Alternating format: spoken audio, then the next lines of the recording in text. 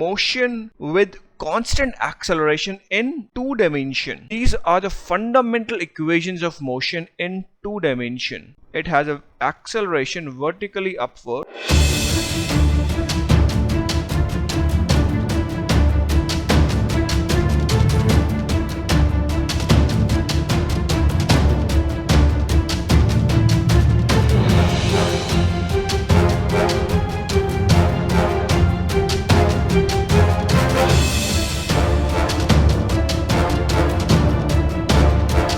In the last video, we discussed two-dimensional motion with constant velocity. Now, in this video, we'll see motion with constant acceleration in 2 dimension. And to study this topic, we'll repeat all those equations we studied in chapter 2, one-dimensional kinematics, but with separate equations for both x and y. For example, we derived one equation which is x is equals to x naught plus v naught t plus 1 over 2a times t square. So this is the equation we derived in chapter 2. Now when we write equation in x direction, what we're going to do is we'll replace v naught with v naught x and acceleration as ax. So this equation becomes x is equals to x naught plus v naught x times t plus 1 over 2 ax t square.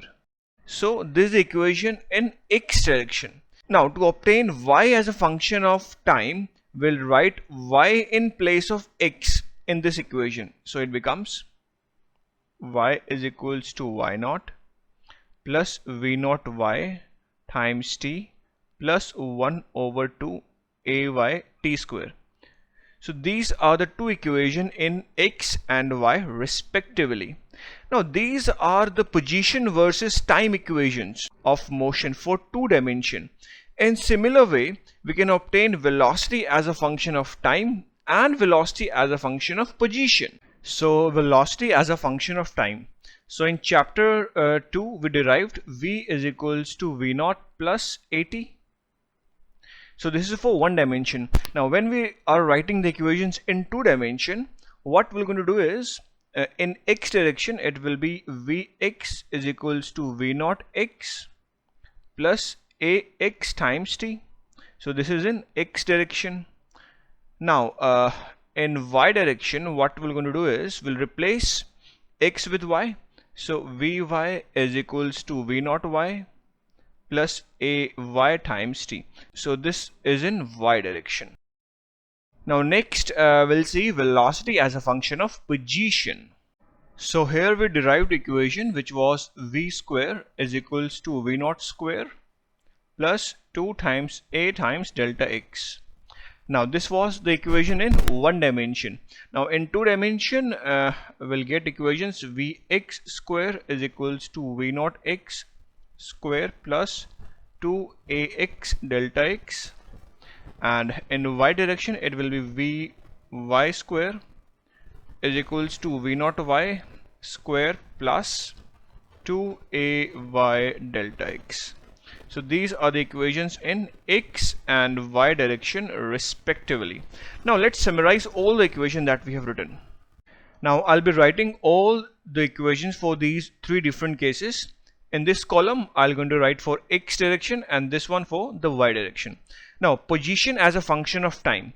So here we have x is equals to x naught plus v naught x times t plus 1 over 2 a t square. In y direction, we have y is equals to y naught plus v naught y times t plus 1 over 2 a t square. Now velocity as a function of time. So here we have vx is equals to v naught x plus axt, and here we have vy is equals to v naught y plus ay times t. Now velocity as a function of position. So here we have vx square is equals to v naught x square plus 2ax delta x, Then in y direction we have vy square is equals to v naught y square plus 2ay delta x. So these are the fundamental equations of motion in 2 dimension, and we'll be using these equations throughout the chapter. So I hope I'm clear. Now one more thing, the important points regarding the 2-dimensional motion. The first one is 2D motion is a combination of horizontal and vertical motion.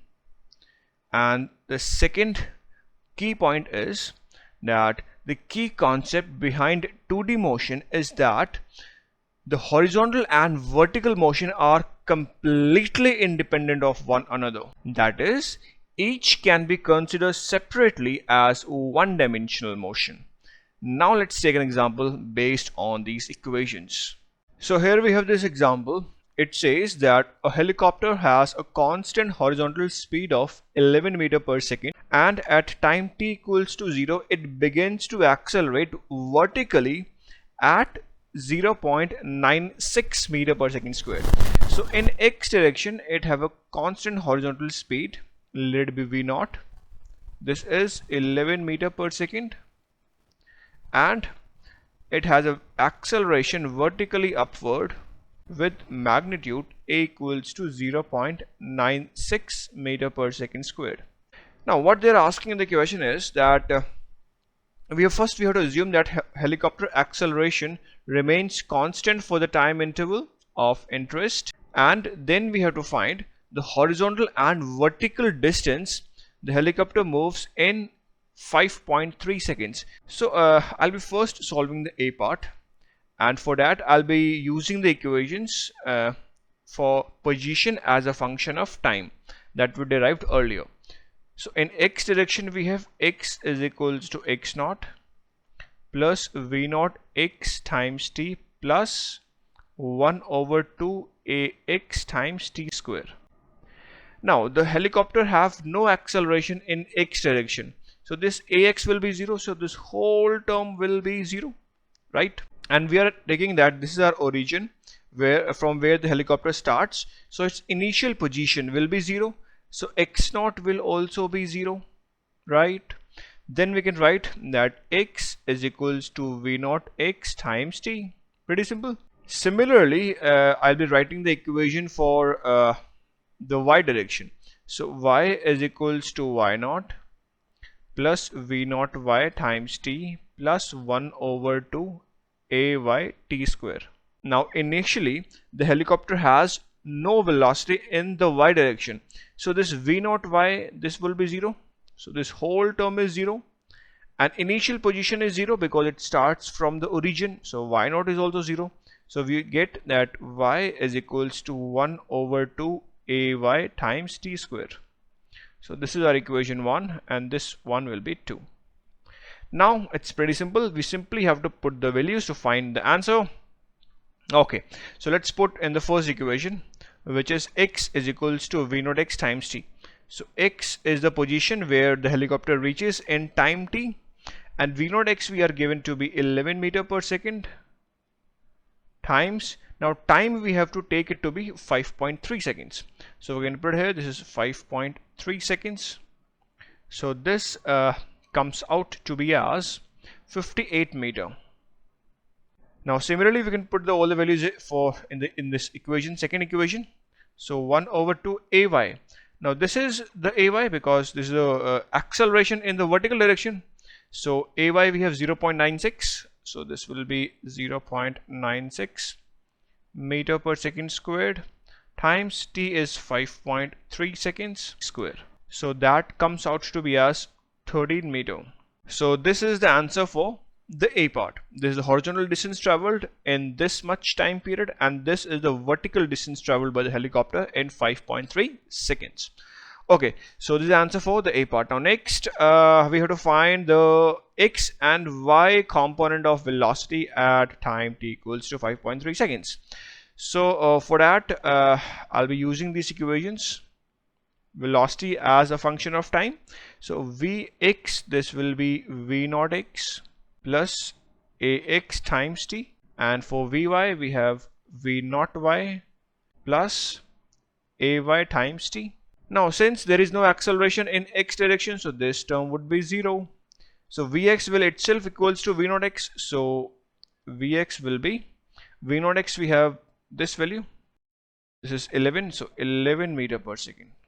Now for Vy, now initial there was no velocity in the y direction, so this value will be 0. Now Ay we have 0.96 meter per second squared times t is 5.3 seconds.